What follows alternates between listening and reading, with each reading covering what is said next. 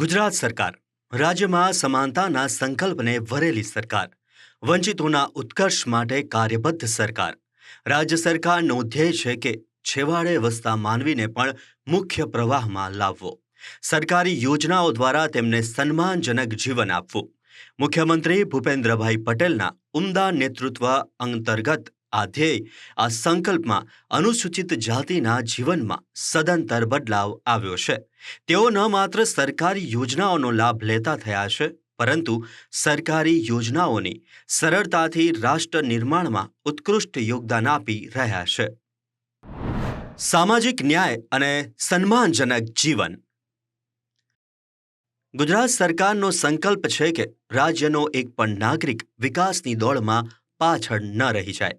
તેથી તેઓ અનુસૂચિત જાતિના સર્વાંગી ઉત્કર્ષ માટે સામાજિક ન્યાય અને અધિકારિતા વિભાગ રાત દિવસ કાર્યરત છે.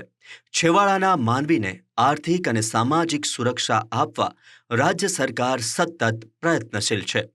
જે માટે વિવિધ સરકારી યોજનાઓને માધ્યમ બનાવવામાં આવી છે. રાજ્ય સરકાર દ્વારા સામાજિક સમરસતા વધારવા માટે આંતરજ્ઞાતીય લગ્ન કરનાર યુગલોને પ્રોત્સાહક સહાય આપવામાં આવે છે. તો રહેઠાણથી સમસ્યા દૂર કરવા ડોક્ટર આંબેડકર આવાસ યોજના હેઠળ પાક્કા મકાનોનું નિર્માણ કરાઈ રહ્યું છે. ગામડાના ગરીબ પરિવારોને પ્લોટ અને મકાન સહાય આપીને તેમને હકનું ઘર આપવામાં આવે છે. અનુસૂચિત જાતિની દીકરીઓના ગૌરવ સમાન કુંવરબાઈનું મામેરું યોજના ગરીબ પરિવારો માટે મોટો આર્થિક આધાર બની છે. રાજ્ય સરકારની આ કટિબદ્ધતાથી લાખો પરિવારોના જીવનમાં આજે ખુશહાલીનો નવો સૂરજ ઉગ્યો છે. છેવાડાના માનવીને મળ્યો ન્યાયનો અધિકાર. દીકરીના લગ્ને કુંવરબાઈનું મામેરું વરદાન. પાકા ઘરનું સપનું હવે થયું સાકાર.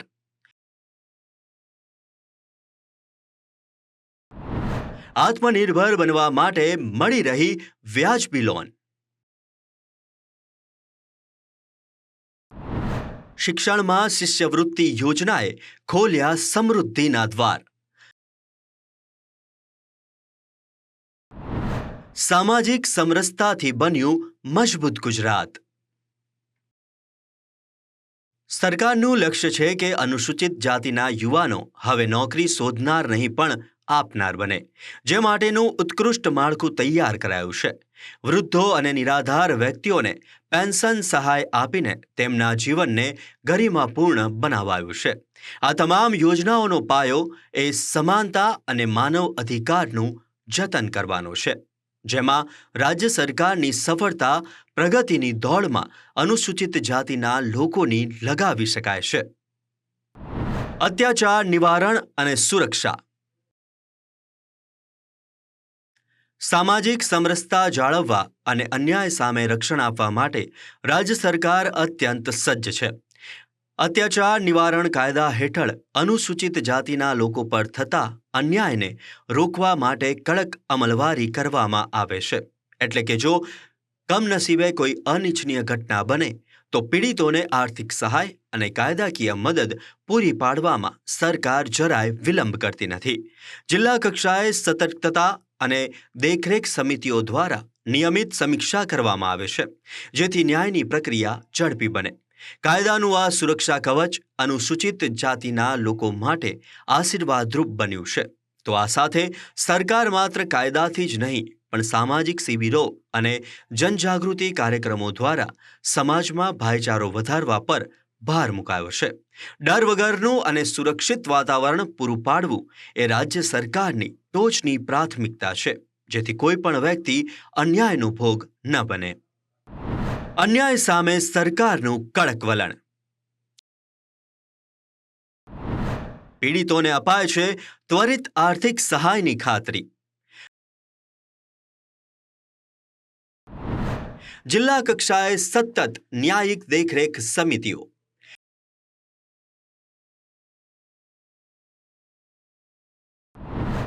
ઝડપી ન્યાય માટે સરકારની સજ્જતા પ્રશંસનીય.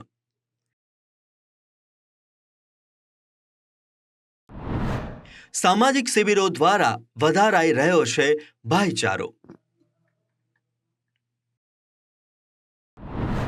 સુરક્ષિત ગુજરાતની ઓળખ સાચવવા સરકાર સજ્જ. કાયદાકીય મદદ હવે દરેક વ્યક્તિ માટે બની સુલભ. સમરસતા જાળવવા સરકારની મક્કમતા સફળ. વંચિતોના રક્ષણ માટે રાજ્ય સરકાર કટિબદ્ધ. આ માત્ર એક કાયદો નથી, પરંતુ અત્યાચાર સામે સરકારનું કડક વલણ છે, જેનાથી અનુસૂચિત જાતિના લોકોનું આત્મસન્માન પણ જળવાઈ રહ્યું છે.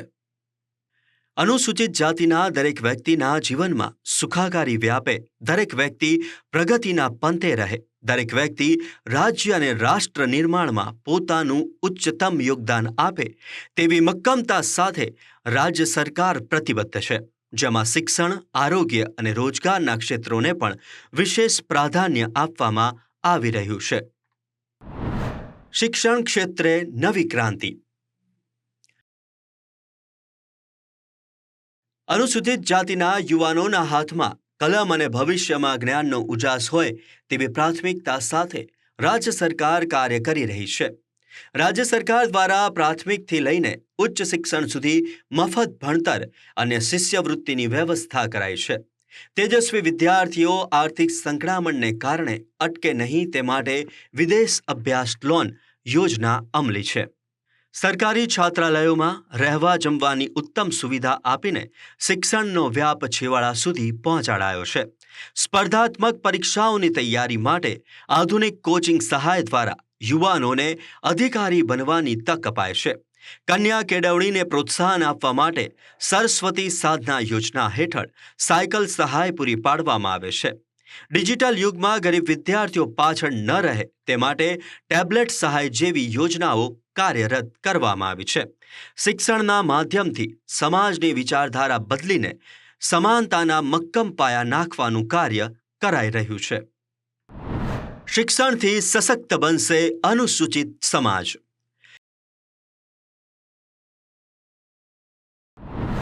વિદેશ અભ્યાસ માટે મળતી માતબર સહાય.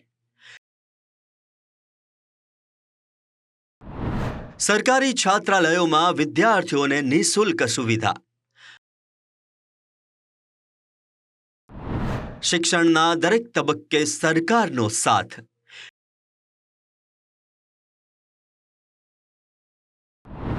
કન્યા કેળવણીને પ્રોત્સાહન આપતી મક્કમતા.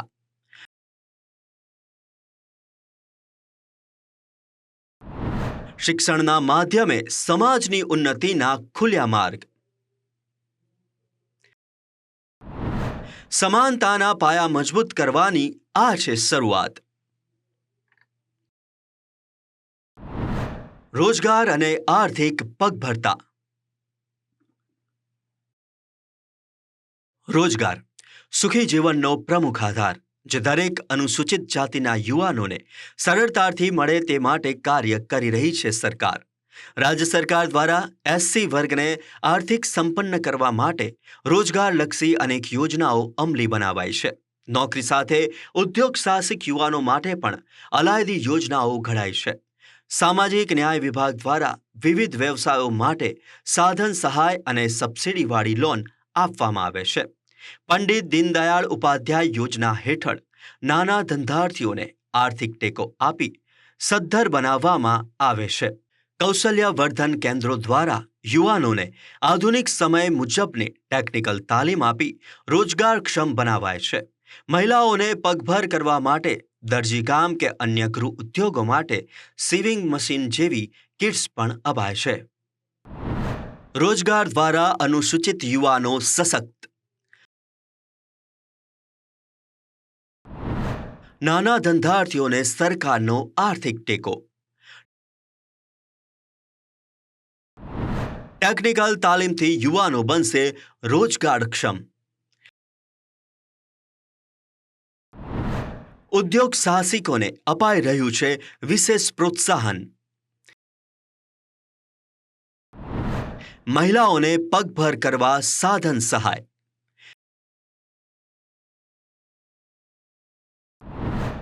માર્ગદર્શન શિબિરોથી યોજનાઓ પહોંચી ઘર આંગણે. મુદ્રા યોજનાથી આર્થિક સદ્ધરતાની ખાતરી અપાઈ. કૌશલ્યવર્ધક તાલીમ દ્વારા યુવાનોને રોજગાર. સ્વરોજગાર માટે સરકારની વ્યાજબી લોન સહાય. મુદ્રા યોજના અને સ્ટાર્ટઅપ ગુજરાત અંતર્ગત અનુસૂચિત જાતિના ઉદ્યોગ સાહસિકોને વિશેષ પ્રોત્સાહન આપવામાં આવે છે. વ્યવસાયલક્ષી માર્ગદર્શન શિબિરો દ્વારા સરકારી યોજનાઓની માહિતી સીધી લાભાર્થીઓ સુધી પહોંચાડાય છે. તો રોજગારના નવા અવસરો ઊભા કરીને અનુસૂચિત જાતિના પરિવારોને આર્થિક રીતે આત્મનિર્ભર બનાવવામાં આવી રહ્યા છે. સ્વસ્થ સમાજ એ જ સમૃદ્ધ રાજ્યની નિશાની છે. જે ઉદ્દેશ્ય સાથે રાજ્ય સરકારે આરોગ્ય ક્ષેત્રે અનેક સુધારા કર્યા છે. અનુસૂચિત જાતિના પરિવારોને ગંભીર બીમારીમાં આર્થિક બોજ ન પડે તે માટે PMJAY કાર્ડ અપાય છે. માતૃબાળ કલ્યાણ યોજનાઓ હેઠળ ગર્ભવતી મહિલાઓને પોષણયુક્ત આહાર અને આર્થિક સહાય મળે છે. છેવાડે વસતા લોકોને મોબાઈલ ડિસ્પેન્સરી દ્વારા ઘર આંગણે જ સારવાર પૂરી પાડવામાં આવે છે.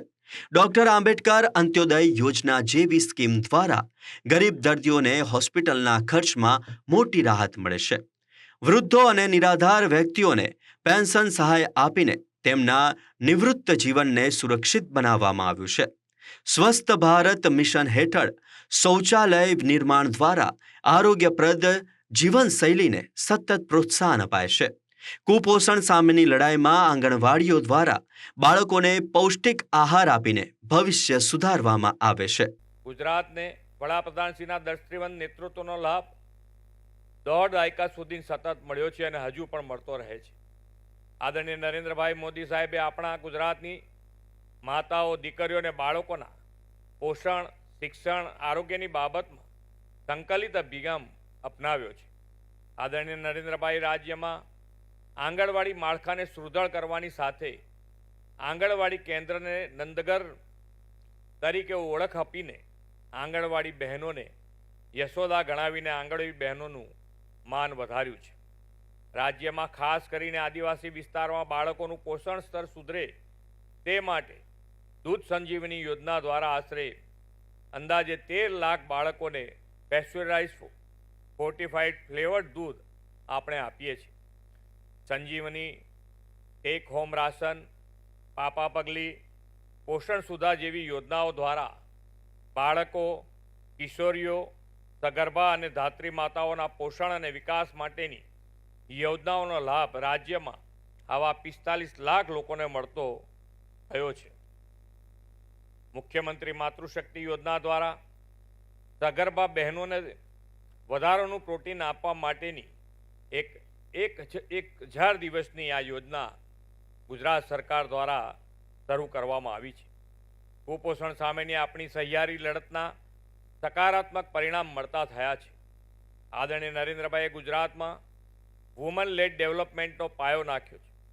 મહિલા સશક્તિકરણની દિશામાં તેમના નેતૃત્વમાં વર્ષ 2006માં નારી ગૌરવ નીતિ જાહેર કરનાર ગુજરાત દેશનું પહેલું રાજ્ય હતું. નારી શક્તિના આધારે વિકસિત ગુજરાત અને વિકસિત ગુજરાત થકી વિકસિત ભારતના નિર્માણની દિશામાં આગળ વધતા આજે આપણે નારી ગૌરવ નીતિ 2024 લોન્ચ કરી છે. આદરણીય વડાપ્રધાનશ્રીએ માત્ર માતા, બહેનો, બાળકોના પોષણની જ નહીં, પર્યાવરણના પોષણની પણ કાળજી રાખીને દેશભરમાં એક પેડ માં કે નામ અભિયાનની શરૂઆત કરાવી છે. SC વર્ગના આરોગ્યની દરકાર. બીમારીમાં આર્થિક ટેકો આયુષ્યમાન કાર્ડ. ગંભીર રોગોની મફત સારવારની ખાતરી આપે છે સરકાર. માતા અને બાળકોને પોષણયુક્ત આહારથી સ્વસ્થ સમાજનું નિર્માણ. છેવાડે વસતા લોકોને મોબાઈલ ડિસ્પેન્સરી દ્વારા ઘર આંગણે સારવાર.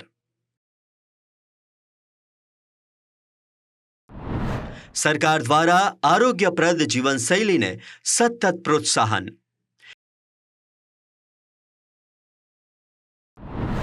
કુપોષણ મુક્ત સમાજ સરકારનો સંકલ્પ.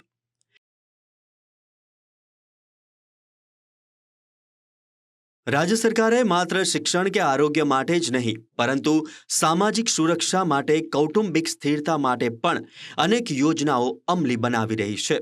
અકસ્માત કે કુદરતી મૃત્યુના કિસ્સામાં પરિવારને આર્થિક સહાય આપતી પાલક માતા પિતા યોજના દ્વારા અનાથ બાળકોને સુરક્ષિત ભવિષ્ય અપાય છે. સામાજિક સમરસતાના પ્રતીક સમાન માય રમાબાઈ આંબેડકર 7 ફેરા સમૂહ લગ્ન યોજના હેઠળ નવદંપતીઓને આર્થિક પ્રોત્સાહન આપી ખોટા ખર્ચાઓથી બચાવવામાં આવે છે. વિધવા બહેનોના પુનઃલગ્ન માટે પણ સરકાર આર્થિક સહયોગ આપી નવું જીવન શરૂ કરવામાં મદદરૂપ બને છે. આ ઉપરાંત સફાઈ કામદારોના સર્વાંગી ઉત્કર્ષ અને તેમના બાળકોના કલ્યાણ માટે વિશેષ આર્થિક પેકેજો અને સાધન સહાય પૂરી પાડવામાં આવે છે, જેથી સમાજનું દરેક અંગ સન્માન સાથે આગળ વધી શકે. અનુસૂચિત જાતિ કલ્યાણ વિભાગ માટેની યોજનાઓ.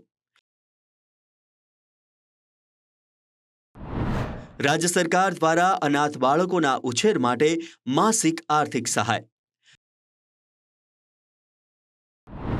સમૂહ લગ્નમાં જોડાતા યુગલોને પ્રોત્સાહક આર્થિક મદદ. વિધવા પુનઃલગ્ન આર્થિક સહાય યોજના બની સામાજિક પરિવર્તનનું માધ્યમ. સફાઈ કામદારોના પરિવારો માટે વિશેષ લોન અને સાધન સહાય યોજના. અંતિમ સંસ્કાર માટે ગરીબ પરિવારોને તાત્કાલિક આર્થિક મદદ. જ્ઞાતિવાદ મુક્ત અને સમરસ ગ્રામ પંચાયતોને વિશેષ ગ્રાન્ટની ફાળવણી. જરૂરિયાતમંદ નાગરિકોને કાયદાકીય માર્ગદર્શન માટે નિઃશુલ્ક વ્યવસ્થા. આમ ગુજરાત સરકારની વિવિધ કલ્યાણકારી યોજનાઓ આજે અનુસૂચિત જાતિના પરિવારો માટે આશાનું નવું કિરણ બની છે. શિક્ષણની શિષ્યવૃત્તિથી લઈને આધુનિક આવાસ સુધીની સફર એ માત્ર આર્થિક મદદ નથી, પણ અનુસૂચિત જાતિ માટે સામાજિક ગૌરવની પુનઃસ્થાપના છે. અન્યાય સામે કડક કાયદાકીય રક્ષણ અને અત્યાચાર નિવારણ માટેની સજ્જતાએ વંચિતોમાં સુરક્ષાનો નવો વિશ્વાસ જગાડ્યો છે. સરકારનો સ્પષ્ટ લક્ષ્યાંક એક એવા ગુજરાતના નિર્માણનો છે જ્યાં દરેક વ્યક્તિને સમાન તક અને સન્માનજનક જીવન મળે. કારણ કે જ્યારે છેવાડાનો માનવી સશક્ત બનશે, ત્યારે જ સાચા અર્થમાં વિકસિત ગુજરાતનું સપનું સાકાર થશે.